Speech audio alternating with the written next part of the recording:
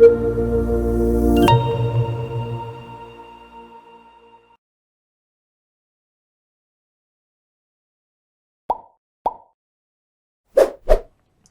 jadi di sini ya, sehat ini adalah hak asasi manusia. Jadi semua orang berhak untuk mendapatkan kesehatan, ya. Lalu sehat adalah investasi. Paham nggak investasi? Investasi ini kan berarti jangka panjang. Ya, jadi sehat ini tidak hanya bisa dirasakan sekarang, tapi juga bisa dirasakan di masa yang akan datang, ya. Lalu sehat adalah kunci produktivitas. Benar nggak? Kalau kita tidak sehat, maka kita tidak bisa bekerja dengan baik, kita tidak bisa produktif, kita tidak bisa belajar gitu ya. Jadi sehat ini adalah kunci untuk memperoleh keberhasilan ataupun produktivitas ya. Nah, namun sudah sejauh mana kesehatan menjadi prioritas utama dalam kehidupan manusia? Nah, itu pertanyaannya. Apa benar kita selalu memperhatikan kesehatan nih setiap saat atau setiap waktu? Apakah itu sudah jadi prioritas kita ya?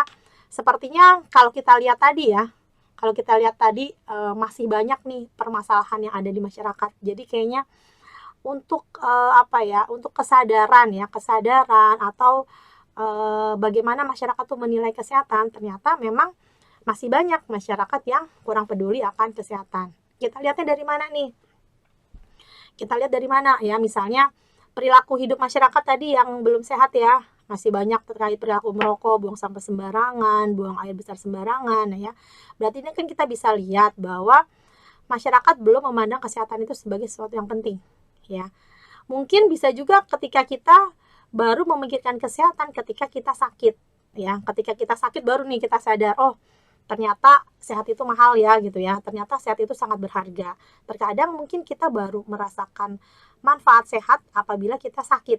Nah itu ya. Jadi harusnya gimana ya? Harusnya kita bisa melakukan upaya pencegahan gitu supaya kita tetap bisa memperoleh kesehatan tadi itu ya. Nah, gimana sih caranya supaya masyarakat ini aware ya, supaya masyarakat peduli, supaya masyarakat itu memahami akan pentingnya kesehatan ya.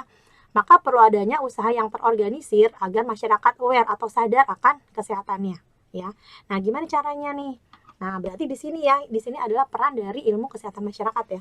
Jadi tenaga kesehatan masyarakat di sini kita berperan nih, bagaimana kita memberikan penyadaran kepada masyarakat akan pentingnya kesehatan ya. Jadi ilmu kesehatan masyarakat merupakan suatu ilmu yang membahas bagaimana melakukan upaya-upaya pendekatan kepada masyarakat untuk meningkatkan derajat kesehatan masyarakat. Jadi di sini kita melakukan upaya-upaya ya, gimana nih caranya supaya masyarakat itu mempunyai pengetahuan yang baik tentang kesehatan ya. Lalu bagaimana mereka sadar akan pentingnya kesehatan dan akhirnya mereka mau mempraktekkan perilaku hidup sehat. Nah, itulah yang kita akan lakukan ya dalam ilmu kesehatan masyarakat ya. Nah, sekarang kita lihat nih apa saja sih pengertian ya. Apa sih pengertian dari kesehatan masyarakat ya? Jadi, untuk pengertian kesehatan masyarakat ini ada mengalami berbagai perkembangan ya pengertiannya. Jadi, pertama kali gitu kita mengenal ilmu kesehatan masyarakat itu sebagai upaya untuk memperbaiki dan meningkatkan sanitasi lingkungan. Jadi awalnya kesehatan masyarakat itu identik dengan sanitasi lingkungan. Jadi terkait dengan kebersihan lingkungan, bagaimana kondisi perumahan misalnya ya, kondisi lingkungannya sehari-hari seperti itu ya. Jadi awalnya terkait dengan sanitasi lingkungan ya. Nah, selanjutnya pengertian kesehatan masyarakat ini menjadi berkembang ya. Jadi kesehatan masyarakat ini merupakan aplikasi keterpaduan antara ilmu kedokteran, sanitasi, dan ilmu sosial dalam mencegah penyakit yang terjadi di masyarakat. Ya, jadi di sini sudah mulai adanya kolaborasi ya, adanya keterpaduan gitu kan antara kesehatan masyarakat dengan ilmu kedokteran. Jadi ternyata memang kita butuh kerjasama dengan sektor yang lain ketika kita bicara mengatasi masalah kesehatan masyarakat ya.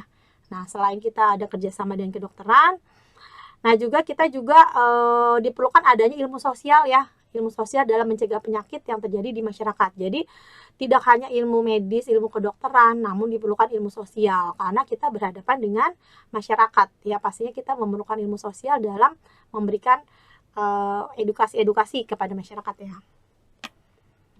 Oke, dan selanjutnya, nah ini adalah definisi yang kita kenal sampai saat ini ya, itu pengertian ilmu kesehatan masyarakat dari Winslow ya. Jadi menurut Winslow, ini disebut juga Bapak ilmu kesehatan masyarakat ya. Ilmu kesehatan masyarakat adalah ilmu dan seni mencegah penyakit, memperpanjang hidup, dan meningkatkan kesehatan melalui usaha-usaha pengorganisasian masyarakat. Nah, di sini disebutkan ada ilmu dan seni. Apa sih bedanya ya?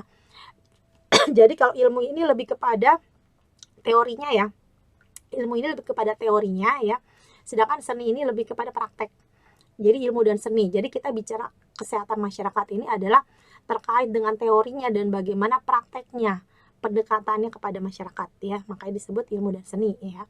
Ilmu dan seni apa? Untuk mencegah penyakit. Kalau kita bicara mencegah penyakit kan berarti sebelum penyakit itu terjadi ya, kita harus mengadakan upaya-upaya nih supaya tidak terjadi sakit gitu ya. Selanjutnya memperpanjang hidup dan meningkatkan kesehatan. Nah, maksudnya apa memperpanjang hidup? Apa jadi panjang umur kah atau gimana gitu ya. Jadi maksudnya memperpanjang hidup ini adalah ketika kita berperilaku sehat, maka resiko untuk terjadinya penyakit kan akan lebih kecil ya dibandingkan orang yang perilakunya tidak sehat ya. Nah, dengan resiko yang lebih kecil berarti kemungkinan untuk survive-nya, kemungkinan untuk bertahan hidupnya itu akan lebih baik dibandingkan orang yang perilakunya yang tidak sehat. Maksudnya gitu ya. Jadi ketika kita hidup sehat, maka resiko untuk terjadinya penyakit akan lebih kecil. Jadi kita akan lebih bertahan hidupnya lebih panjang, lebih baik dibandingkan yang perilakunya tidak sehat ya. Dan juga meningkatkan kesehatan. Jadi kalau kitanya udah sehat, maka kita akan lebih sehat lagi nih kalau kita melakukan perilaku-perilaku sehat ya. Nah, caranya gimana nih untuk bisa melakukan upaya-upaya tersebut? Nah, kita bisa lakukan melalui usaha pengorganisasian masyarakat ya. Kita lihat nih, seperti apa sih usaha pengorganisasian masyarakat tersebut ya. Jadi yang bisa kita lakukan misalnya pertama adanya perbaikan sanitasi lingkungan ya, misalnya terkait dengan perumahan, kondisi air bersih ya, kondisi mungkin pemukiman, perumahan, lalu bagaimana polusi udara. Nah, itu adanya perbaikan sanitasi lingkungan. Lalu adanya pemberantasan penyakit menular ya, misalnya dengan upaya-upaya untuk kita menerapkan bagaimana perilaku hygiene lingkungan ya, sanitasi lingkungan tadi ya. Selanjutnya kita bisa melakukan pendidikan untuk kebersihan perorangan ya. Jadi kita bisa melakukan edukasi, bisa melakukan penyuluhan kesehatan supaya masyarakat ini perilakunya sehat ya. Sehat untuk dirinya dia dan juga sehat untuk lingkungannya ya. Lalu dilakukan juga dengan upaya pengorganisasian pelayanan-pelayanan medis dan perawatan untuk diagnosis dini dan pengobatan. Kita juga bisa melakukan pengelolaan pelayanan kesehatan. Jadi ketika pelayanan kesehatannya baik, berkualitas, maka itu akan berdampak terhadap semakin meningkatnya status kesehatan masyarakat ya. Dan juga dengan upaya pengembangan rekayasa sosial agar terpenuhnya kebutuhan masyarakat akan kesehatan yang layak ya, mulai dari fasilitasnya, fasilitas pelayanan kesehatan misalnya, ataukah fasilitas air bersih ya, lingkungan yang sehat ya, dan lain-lain ya. Oke. Nah, lalu bagaimana sih caranya ya untuk upaya untuk menciptakan kesehatan masyarakat ya. Jadi ada 4 upaya untuk menciptakan kesehatan masyarakat. Ya, yaitu pertama adalah promotif ya, promotif, preventif, kuratif, dan rehabilitatif ya. Nah, lalu apa bedanya masing-masing ya? Jadi kalau di sini ada garis merah ya, titik merah. Nah, jadi kalau promotif dan preventif, promotif artinya peningkatan kesehatan, sedangkan preventif artinya pencegahan ya. Kuratif artinya pengobatan, dan rehabilitatif itu artinya rehabilitasi atau pemulihan. Nah, jadi di atas garis merah ini yaitu promotif dan preventif, ini adalah upaya yang dilakukan untuk mencegah masyarakat atau mencegah orang supaya tidak sakit, mencegah supaya tidak sakit ya. Misalnya promotif dan preventif, misalnya kita melakukan upaya peningkatan kesehatan atau pencegahan dengan cara penyuluhan kesehatan, jadi dengan cara misalnya edukasi, konseling. Nah, jadi promotif dan preventif ini dilakukan sebelum orang sakit. Jadi tujuannya adalah supaya mencegah dan meningkatkan kesehatan ya. Sedangkan kuratif dan rehabilitatif ini dilakukan ketika orangnya udah sakit. Misalnya kuratif ini kan ketika orangnya sakit maka dilakukan upaya pengobatan ya. Lalu rehabilitatif adalah pemulihan setelah sakit. Jadi dia bisa kembali sehat seperti sedia kala ya. Nah, untuk promotif dan preventif karena dia sifatnya adalah pencegahan, maka upaya tersebut dilakukan oleh petugas kesehatan masyarakat ya. Petugas kesehatan masyarakat tuh ya seperti kita petugas kesehatan masyarakat, ahli gizi, misalnya ahli kesehatan lingkungan gitu ya. Nah, sedangkan untuk kuratif dan rehabilitatif itu dilakukan oleh dokter atau tenaga medis, petugas medis ya, dokter, bidan, perawat. Nah, mereka adalah tenaga medis yang akan melakukan pengobatan penyakit.